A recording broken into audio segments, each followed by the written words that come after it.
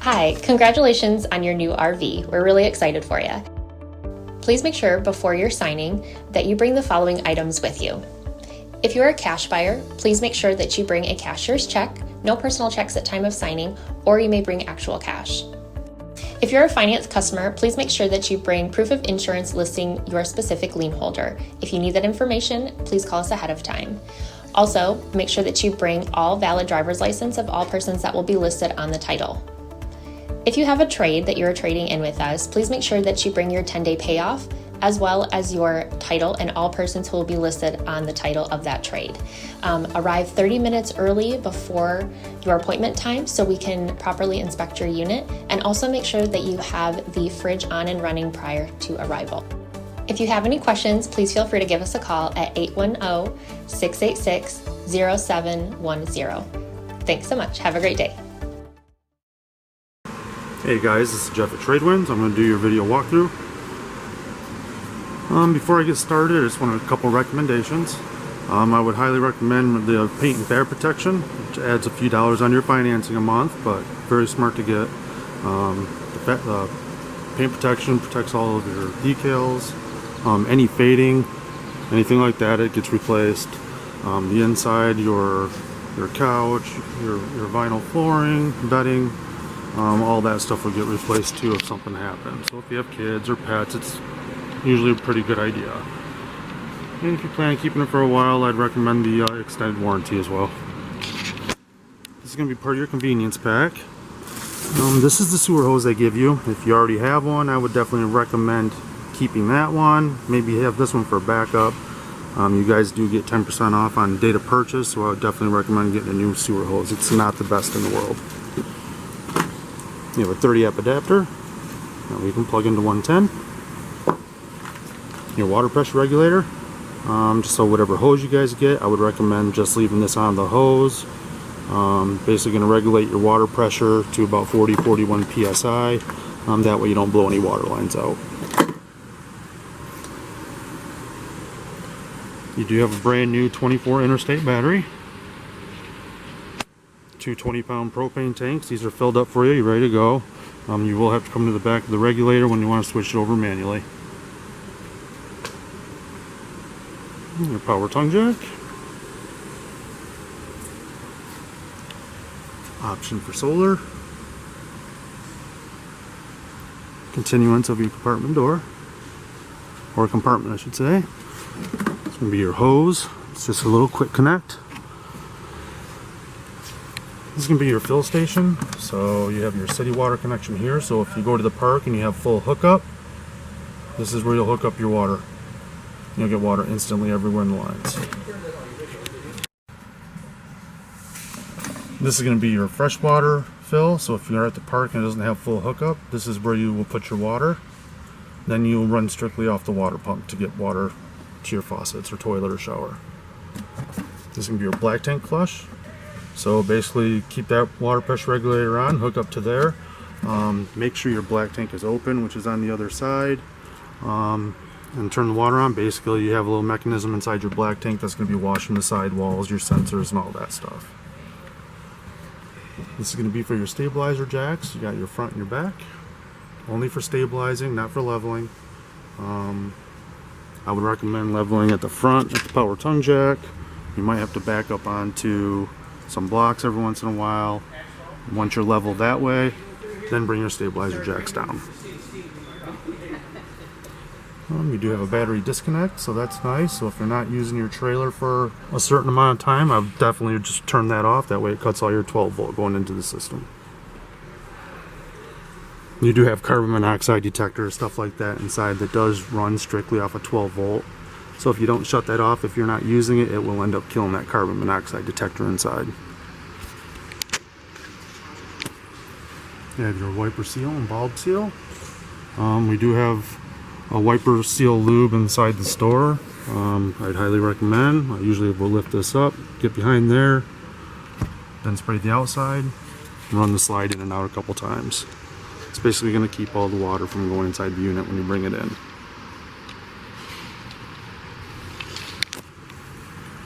Have an outside shower, hot and a cold side on that.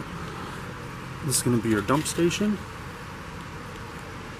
So you hook up your sewer hose there. Other end goes into the ground. I always pull the black first, which is on your right, then pull the gray. Just kind of cleans out that sewer hose. And up there in the front where that water is draining out, that's going to be your fresh water drain. Get a little bit closer for you.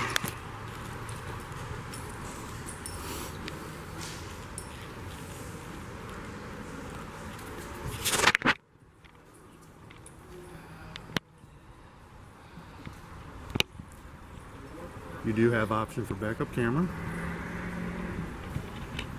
That blue hose goes right there. That's your spray port. Little outside kitchen. You have the gas line hooked up to it. It just hooks up to the bottom over here. Then you have your quick connect right there. You also have one in the back off the bumper in case you want to grill a bumper. A grill coming off there. Access to the back of the refrigerator. I'd recommend taking that off a couple times a season. Just vacuum it out. You can get screens for all this stuff as well as for your exhaust to your furnace and to the screen on your water heater. So the way this is going to work is you're going to go to the other side, hook up to your city water connection, put this plug in right here, turn on the water. I'll open this up to relieve the pressure. Once water starts coming out of here, I know it's full and it's safe to light. To drain it, I'll open this up. Water will come out of here for about 5 seconds. Then I pull the plug from here, and that's where it drains out. Just want to make sure that you relieve this pressure first, otherwise it'll just shoot out like a bullet and you will get soaked. Option for a TV bracket, cable satellite, 110. It's going to be your awning. That's pretty much fully extended, so when that flaps at 90 degrees, that's when I stop. Outdoor speakers. To put these steps in, you just want to make sure that the door is all the way open. Then they just lift up and sit right in between the door and the frame. And you can adjust these legs on each side just by pulling that pin.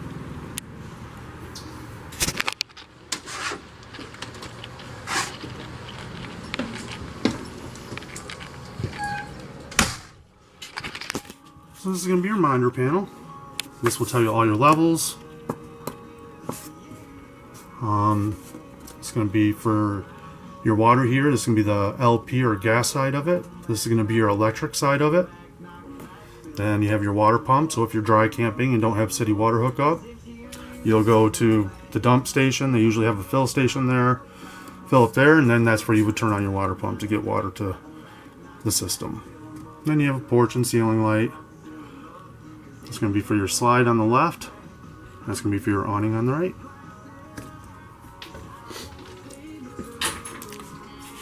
Your TV, wherever you're at, just put it on air cable, do an auto search. Depending on where you're at, you'll probably get anywhere from 18 to 20 channels.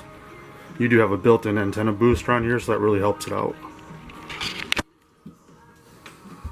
Your radio, it's DVD, CD, Bluetooth. It does have zones. Zone 1 will be for inside, Zone 2 for outside, so if you want to listen to it in both spots, just leave them both on. If not, then do either or. Fire extinguisher. So you have some 110 and USB ports here.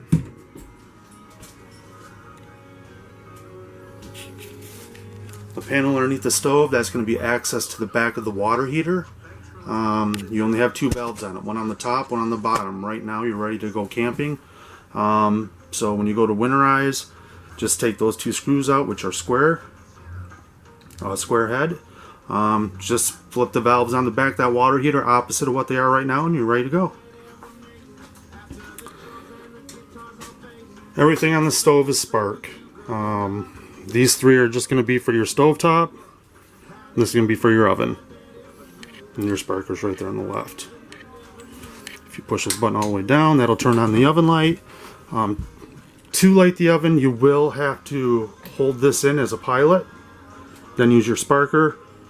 Once it warms up at the coupler down here, I will let off, and it usually lights right up. You have your refrigerator. This is gas and electric. Right now it's on the gas side of it. The freezer will get cold in about 2 hours. Your refrigerator, you're looking anywhere from 8 to 10. So if you're planning a camping trip, I would definitely plug it in, put it on the electric side like that. And then the day before, you unplug, you can fill it up, and then maybe switch it over to gas right before you leave. If for whatever reason that check light comes on, I'll go to the stove top and light that. Just to get gas going through the lines. Then I'll restart it, usually lights right up.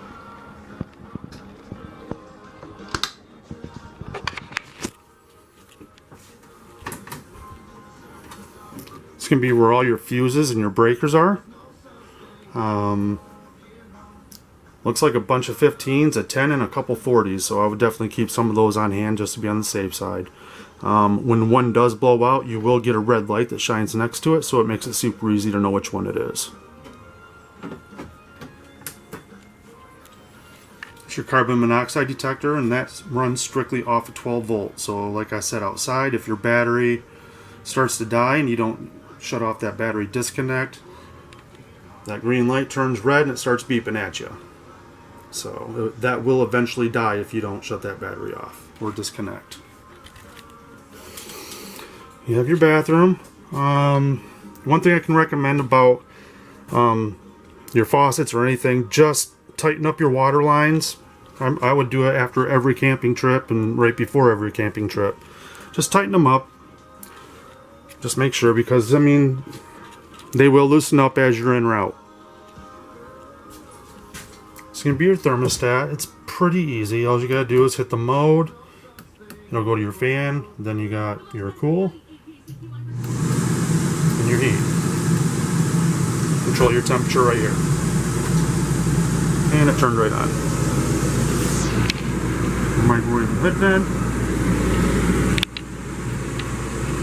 Table does sit down on these plastic knobs that go all the way around.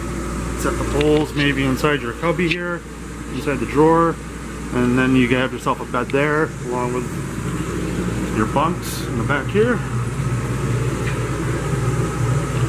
and then the master bedroom. Alright, you guys, I think that's about all I got for you. Thanks for purchasing from TradeWinds, and have fun camping.